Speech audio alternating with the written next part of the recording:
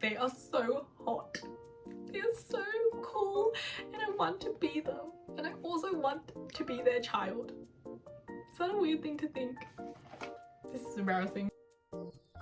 Hi everyone, I'm Jennifer and welcome to my channel and welcome to my September reading wrap up. So in this video I will be talking about the 11 books that I read in the month of September. This month wasn't a spectacular reading month for me. I read a lot of 3-star books and a few 4 stars here and there, but not a single 5-star, which is a bit disappointing. But at the same time, this wasn't really a month where I was seeking 5-star reads, if that makes sense. September was an exam month for me, so in the second half of September I had a few exams, and because of that I wasn't really looking to pick up books where I was expecting to really love them or books where I had to really immerse myself in the story, because I knew that while I was reading them I would have half my mind on the fact that I needed to study and that I was procrastinating and that I had exams coming up. So that's the reason I kind of avoided those like books that I knew or thought that I would really love, and instead I picked up books that I just wanted to have a fun and quick read. And yeah, so I read quite a few YA books. A lot of them were just fun, quick and easy reads. Also, I read a lot from my Kindle. I only read 2 physical books in September. I feel like it was because it was my first full month with a Kindle, and also since I just had the Kindle lying around, it was really easy to just pick it up and read from. So yep, a lot of Kindle books. I will get to the physical TBR, but that's a conversation for another time, okay? I'll get there. I will get there. So after saying that I read a lot of YA romance in September, the first book I'm going to talk about is a new adult romance. I read To Love, Jason Thorne by Ella Mays. It's my first Ella Mays book and could be my last. I'm kidding. But I gave this book a 3 out of 5, and I probably would give it a 2 out of 5 now, but I'm just going to stick to my 3 out of 5. It was my initial rating for it, so yeah. So To Love, Jason Thorne is about Olive and Jason, and Olive is a new up-and-coming author. She has a debut novel out that's doing extremely well, and Jason is a famous actor. So when they were kids, Jason was actually Olive's older brother's best friend, and Olive was head over heels in love with him. And he then ends up moving away, and him and the entire family, Olive's family, just like lose touch basically, and he becomes an actor. So now, in the present day, Olive's book is being picked up for a film adaptation, and the main lead is chosen to be none other than Jason. So now they're older and they meet again. So this book has a ton of tropes. It's a pretty cheesy romance. You have childhood friends to lovers, brother's best friend, fake dating, there's a fake marriage, you have a one-bed trope, and you have celebrity ex non-celebrity. So Olive isn't really a non-celebrity, but she's not like a celebrity like Jason is. The reason why I gave it 3 stars was because I liked the first 70% of it and I didn't really love the last 30%, so I thought, like, you know, 70-30, like in the middle, 3 stars. But actually now I would probably give it like a 2 stars. The first 70% of this book was nice. The reason why I liked it was because Jason is like a total sweetheart to Olive. You have this kind of Jason is like a douchebag to everyone else except her, which is nice. Past that, I would not be able to tell you what happened in the initial 70% that made me like it. And I also wasn't really able to see a connection between Olive and Jason. Past that like little cute interactions they had, I really couldn't see any chemistry or a true connection. I feel like 85% of the connection was just purely physical attraction, more with Jason towards Olive, because Olive was kind of in love with him her entire life.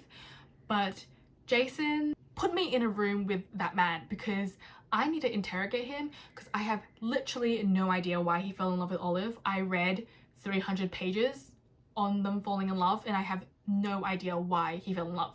It was purely like physical attraction. It was because, you know, she grew up and she got big boobs and she got an ass, and that's why he fell in love with her. Like, that literally was how it felt, and I might have missed something, but I'm sorry, I just could not see a connection between them. The brother's best friend trope as well, is not a brother's best friend. I know I said it was a brother's best friend, but it really isn't, because her brother just barely gets mentioned in the entirety of the book. He is there just to be like, what are you doing with my sister?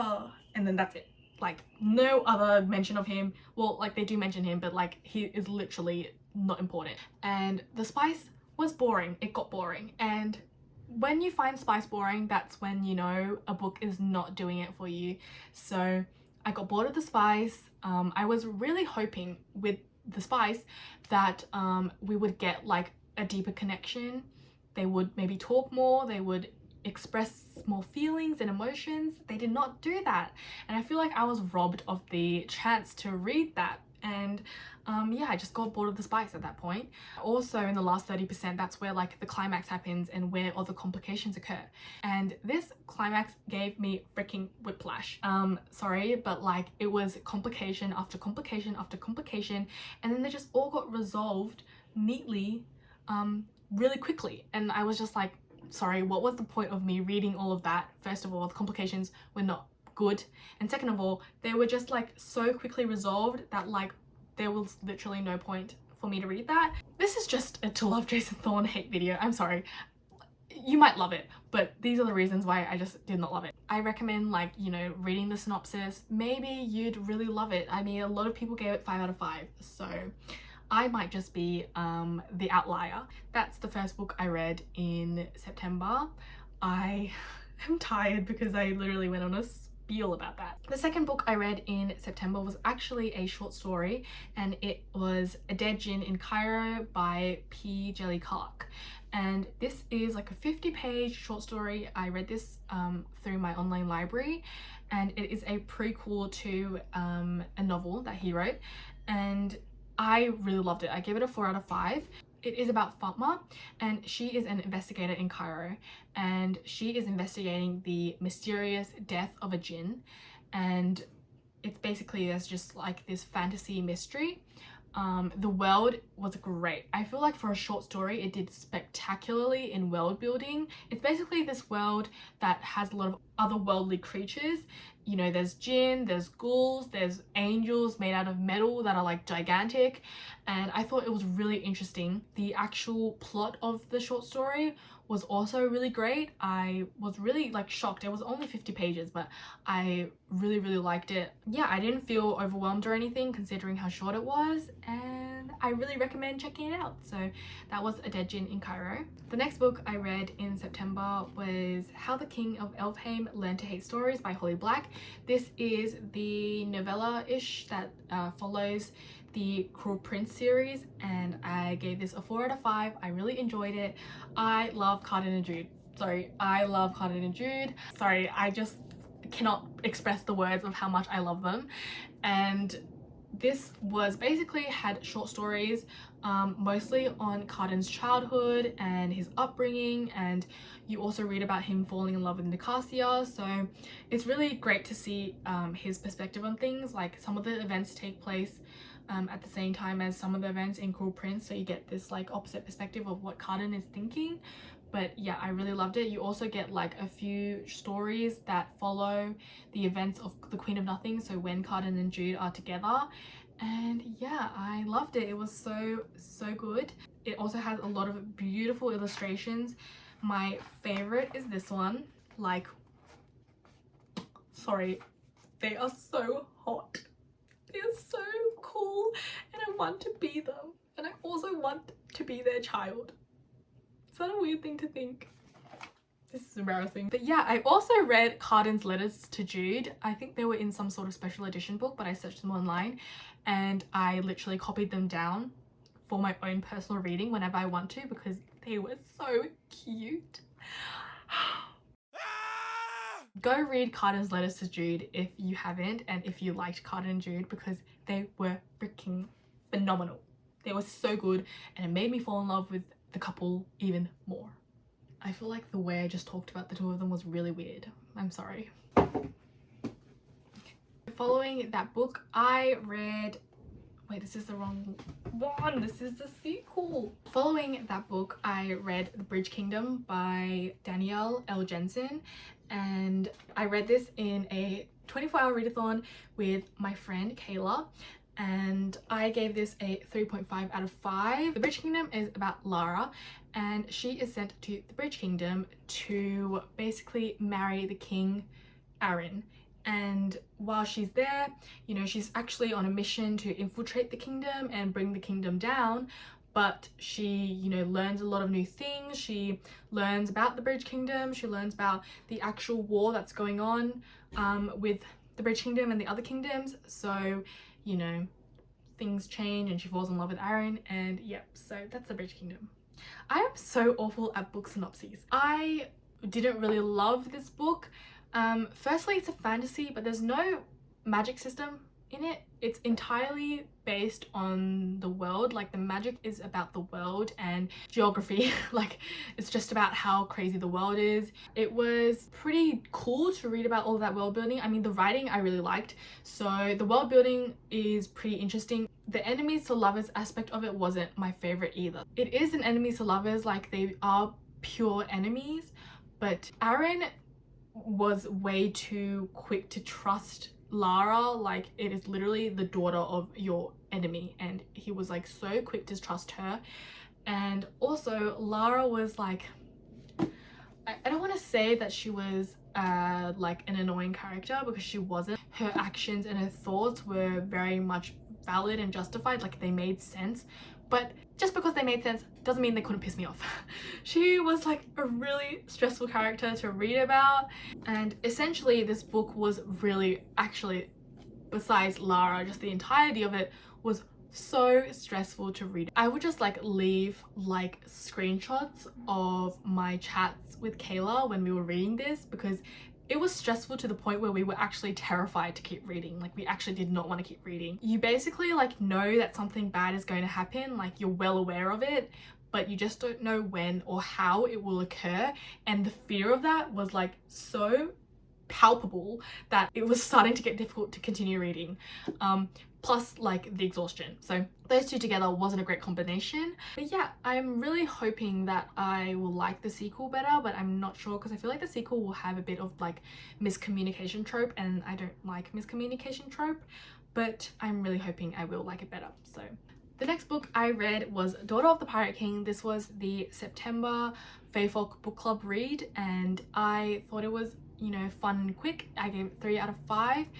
It is about Eloisa, who is the daughter of the Pirate King, and she gets kidnapped on a ship called, I think it was the Nightfarer, and it's run by the Captain Draxon and his brother Ryden, who's the first mate. And she gets kidnapped on there, but she actually gets kidnapped on purpose. She is actually on there sent by a mission by her father to retrieve a piece of a map. I really liked Ryden and Eloisa's chemistry. They had a lot of banter, they had a lot of cute moments, and I also really liked their dynamics. So like Ryden is kind of this, I mean they're both pirates, but Ryden is kind of this soft guy, like he, you know, doesn't like murder, and Eloisa is this like murderous bad bitch who will kill on sight. So, you know, I really like that dynamic. I think it's honestly my favorite trope. The ending of it though, like, did not feel like an ending. Like, while I was reading it, I was like, wait, this is the end? Like, I was shocked that it was the end, because I was so caught off guard that it was the end, because it didn't feel like the end, if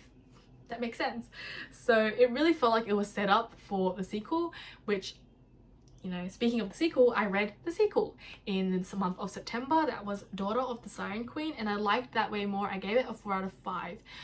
Reading the sequel made me realize how many questions the Daughter of the Pirate King left unanswered. Like, I feel like reading the sequel just made me think that the Daughter of the Pirate King wasn't as great. A lot of the things I loved that was brought up in the Daughter of the Pirate King, so Eloisa's crew, for example, which is like basically an all-women crew, and you also have like Ryden and Eloisa's, you know, chemistry, you know, the Pirate King, and also like her being the daughter of the Siren Queen, which like is not a spoiler because it is the title of the sequel, but all of those basically get explored way more in the sequel, which I loved a lot because those were my favorite aspects of the first book. Yeah, I really recommend, if you've read the first book and you feel kind of iffy about continuing to the second one because the first one didn't really live up to your expectations, I recommend reading the second one because I liked that one a lot more. So that's Daughter of the Siren Queen, and I'm losing my voice.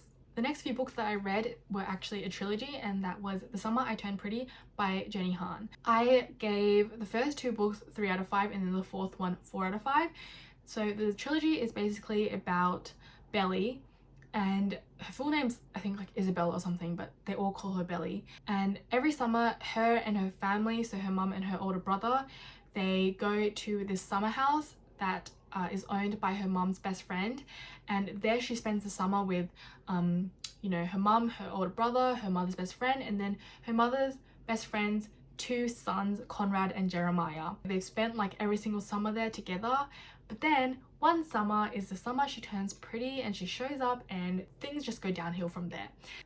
You basically read like which one is she going to pick, like that's the entirety of the 3 books, you know, which guy she's going to pick. Also, she was basically in love with Conrad her entire life. That's like her starting point, is that she was in love with Conrad her entire life, but Conrad has never really reciprocated those feelings. And then Jeremiah also, you know, is there. So it's like this love triangle, brothers love triangle. It read like a beach that has cloudy weather, like a dreary beach. And I don't know if that makes any sense, but like it was like this like little sense of anxiety in me the entire time I read it. I personally like the 3rd book the most, and that's mainly because a lot of drama happens in the 3rd book, and you know, I love the drama. I loved reading about the drama.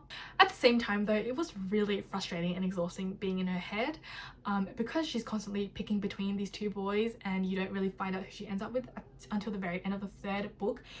It's 3 books of just her like trying to figure it out, trying to understand who's better for her, having these like toxic moments and having these disagreements and having these fights, and it just starts getting really exhausting to read. I did read them all 3 in literally one go, so maybe that's my fault. The next book that I read was Guarding Temptation, and this is a novella by Talia Hibbert. I gave this a 3.5 out of 5. It is about Nina, and she is a political campaigner and she runs a website, and James is her brother's best friend. I think he's a mechanic, and what happens is that Nina publishes a article, and it's, you know, a bit controversial and it garners death threats, which is awful, and she, you know, gets, you know, threatening comments, and she also gets doxxed. And because she gets doxxed, she ends up temporarily moving in with James, and that's kind of where, you know, things start to happen. Actually, it's a friends to lovers, and they're already in love with each other, so it's mutual pining. They're already in love with each other. Nina has been in love with him for a while, James has been in love with her for a while. I thought this was pretty good. I liked the length of it for what it was. Personally, I feel like I have a hard time reading stories where the characters are already in love with each other. Because they're already in love with each other, and because they already have reached that point with their attraction to each other, the one thing that is stopping them is communication. And I feel like that's not my favorite thing, is when communication and talking is just like the barrier that they have to overcome. I feel like I personally would like to read that there are a lot more that they have to get through to like come together, and this book just felt like, you know, they really just had to sit down and have a chat. But for the length of it, it was great. I feel like it was, if it was any further than what it was, I think it was like 110 or so pages, I would have gotten tired of, you know, the miscommunication and the misunderstanding. Yeah, I thought it was cute. What I really did love was Nina and James. The characters themselves were great, especially for a novella. Talia just does a fantastic job at writing characters that you like and that you enjoy reading about. The very last book I read is Anna and the French Kiss. I read this very recently, a few days ago, and this is another YA romance, and it was a lot. So basically it is about Anna. She's from Atlanta and she moves from Atlanta to France to attend her senior year at a boarding school in France. While she's there, she meets her dorm neighbor Meredith, and Meredith introduces her to her own friend group, which consists of Josh and Rashmi, who are dating, and then St. Clair. And St. Clair is like immediately catches Anna's eye because he's like cute, and the two of them actually just hit it off straight away as well. The thing is, St. Clair has a girlfriend and he's taken, so obviously, you know, Anna doesn't want to be you know, a home wrecker. That is the premise of the book, and you kind of just follow them through their senior year. Was this good? Not spectacularly. I didn't really love it. Did I enjoy it and did I have a fun time reading it? Yes, I gave this a 3 out of 5. You read entirely from Anna's perspective, and again, reading from a teenage girl's mind gets tiring, but I also loved it. It was kind of like looking at a mess and just like not being able to take your eyes off of it. Like, God, this girl won't stop making terrible decisions, she won't stop being annoying, she won't stop like fighting and doing stupid things, and I love it. I love it. Give me more. But yeah, that's basically what Anna does. And I did like Anna a bit as a character. She does get annoying, but like she's also just a teenage girl, and she's also like going through high school and, you know, a crush and a boyfriend and all this stuff. So like she's a mess, and aren't we all? What I did not like as much is St. Clair. He's a nice guy, he's a cute guy, he has a fun personality, but not a single smart thought process went through that man's brain in the entirety of the book. Monkeys banging cymbals in that brain. I'm sorry, I don't know if I'm being too harsh, but like seriously, it was like once you reach the end and you understand the reasons for why St. Clair did what he does in the book, it's just like, it was kind of similar to The Summer I Turned Pretty, where I kind of just read it to know what was going to happen and not because I was like loving it terribly, but I still enjoyed it. So that is all the books I read in September. This was a mess of a video, I'm sorry, but I feel like my thoughts were all over the place. I like wrote down all the things I wanted to say so that I could properly get my words together, and I didn't do that. I was all over the place. It was still a fun reading month.